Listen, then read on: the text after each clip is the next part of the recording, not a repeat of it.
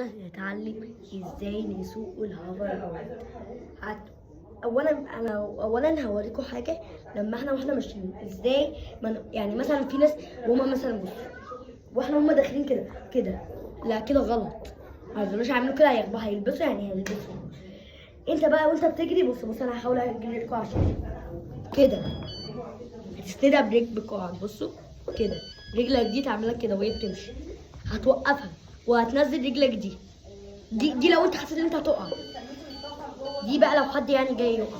بصوا بقى الحركه ديت بقى انتوا ازاي هتقولوا احنا من المشي سهل قوي. عارف تلطيف صوابعك انت بتقف عادي مبتدئ، لو انت واقف كده عادي ولا تتراش ولا اي حاجه، تجيب تلطيف صوابعك كده او مثلا تزق اكنك بتزق جسمك كده. عايزه اقع، بس في ناس بقى اللي خيالهم عايزين يوقعوا لا انا هوقع نفسي يعني هوقع نفسي زي ما هو بيقول. لا انا مش قصدي كده، انا قصدي تعمل كده اكنك بتوقع نفسك وفي نفس الوقت تلطيف صوابعك. عايز تلف انت مش بتحرك رجلك اصلا، انت بتفضل واقف، انت جسمك بس كده مش اكتر.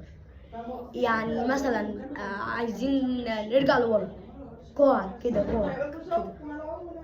ترجع بكوعك او كأنك بترجع زي ظهرك زي قدام زي اللي ورا. تمام.